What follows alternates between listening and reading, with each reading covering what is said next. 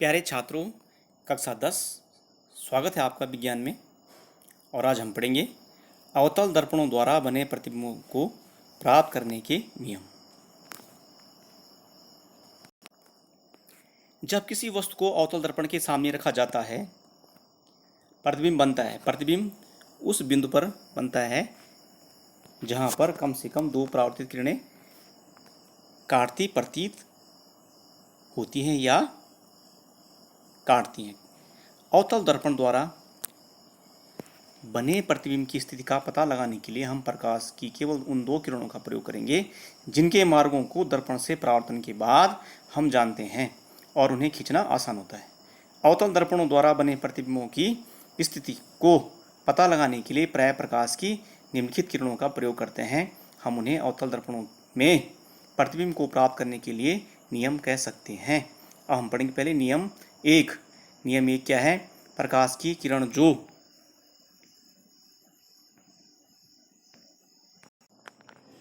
नियम एक है, प्रकाश की किरण जो अवतल दर्पण के मुख्य अक्ष के समानांतर है, दर्पण से परावर्तन के बाद उसके फोकस से होकर गुजरती है। अब यहाँ पे देखेंगे हम, अगर हम यहाँ पे देखते हैं तो इसको आप ध्यान से देखें।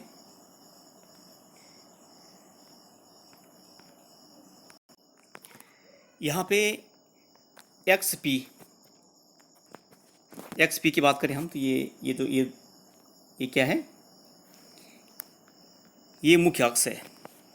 सी आपका जो सी आपका वक्रता केंद्र है। एफ मुख्य फोकस, और ये किरण आ रही है आपकी ए बी, ये मुख्य अक्ष के समांतर आ रही है। अक्ष के समांतर प्रकाश किरण, इसको हम बोलते हैं आपतित किरण बोलते हैं। ठीक है, ये अवतल दर्पण है आपका एम, और इस पे जब ये आपतित किरण आती है जो ए बी, तो ये मुख्य फोकस से होते हुए बी वाई दिशा में गमन करती है या प्रतिगमन करती है, ये हम इसको कह सकते हैं। ठीक है, परावर्तन के बाद उसका मार्ग परावर्तित होता है और वहाँ फोकस एफ से होकर गुजरती है और बी वाई दिशा में अभिगमन करती है। नियम 2 है, अवतल दर्पण के वक्तरा केंद्र से होकर गुजरने वाली प्रकाश की किरण उसी मार्ग से वापस परावर्तित होती है क्योंकि वह दर्पण के लंबवत टकराती है। इसको समझिए। यहाँ पे मुख्य अक्ष आपका वक्रता केंद्र आपका सी, और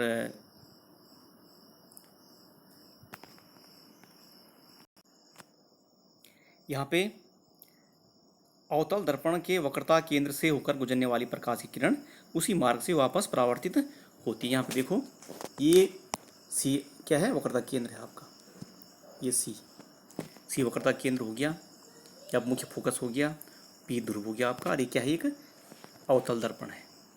ठीक है, इसके ये जो गहरा वाला भाग है ये कांच का है, और इधर हमने क्या कर रखा है? पेंट कर रहे हैं। इसको बोलते हैं हम अवतल दर्पण बोलते हैं। ठीक है, ये क्या है? एक अवतल दर्पण। अब देखो, एक किरण आ रही है जो एडी है, जो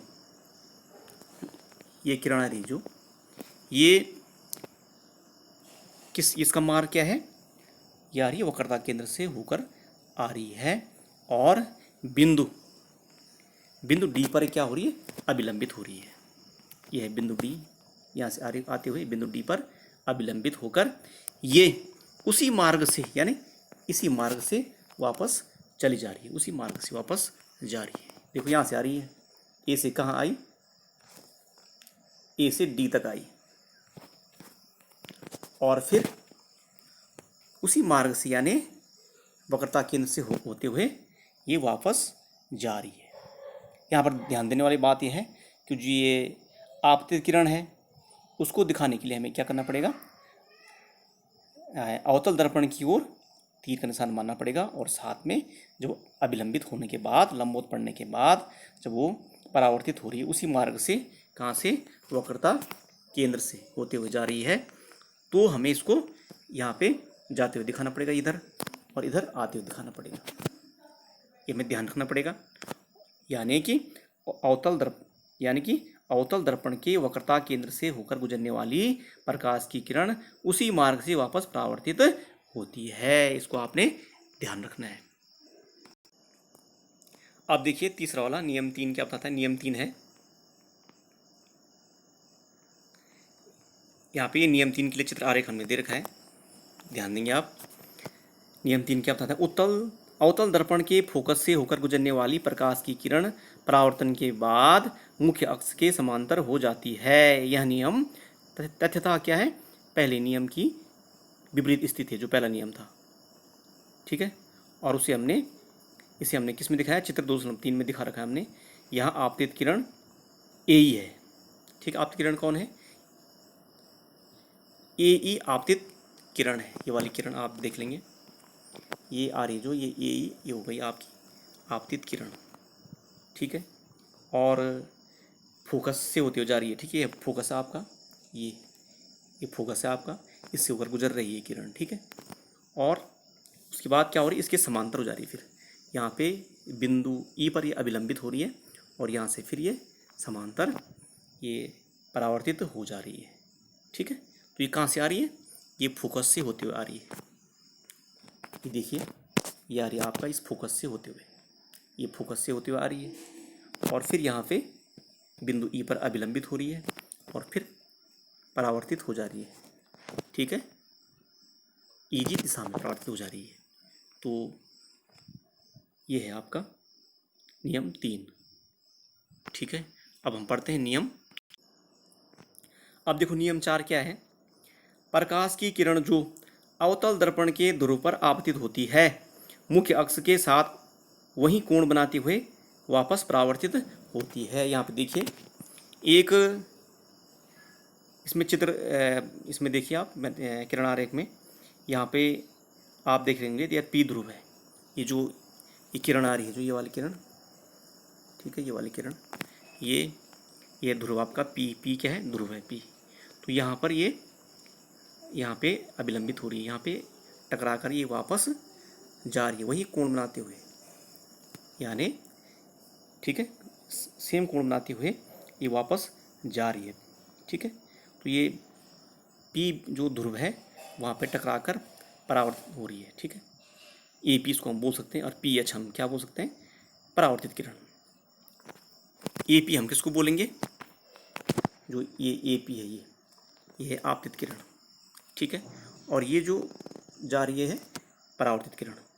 तो ये क्या हो रही है, जब ये जो किरण ठीक कहाँ टकरा रही है, ध्रुव पर, वो क्या हो रही है, सेम वही कोण बनाकर परावर्तित हो जा रही है। यानी आई बराबर यहाँ पे क्या होगा, यहाँ पे क्या हो जाएगा, आई, अगर हम बात करें तो आई बराबर क्या हो जाएगा, आर। हमेशा ये परावर्तन के नियम है, कोण, आपतन कोण और परावर्तन कोण सदैव क्या होते हैं, बराबर होते हैं। तो ये उसी मार्ग से वापस जा रही है।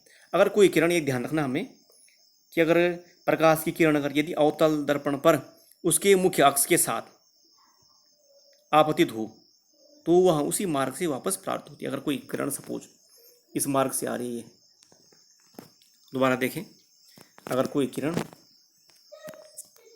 इस मार्ग से आ रही है किरण, ठीक, ध्रुव पे आई हो, ठीक, जो ये पी ध्रुव है, और किससे आई है, वक्रता केंद्र से होते हुए, मुख्य फोकस से होते हुए कहाँ तक आई, ध्रुव तक। तो ये इसी मार्ग से वापस भी चली जाती है। तो ये है अवतल दर्पणों द्वारा बने प्रतिबिंबों को प्राप्त करने के लिए कुछ नियम, जिससे कि हम प्रतिबिंब के बारे में जानकारी प्राप्त कर सकें। Okay, thanks.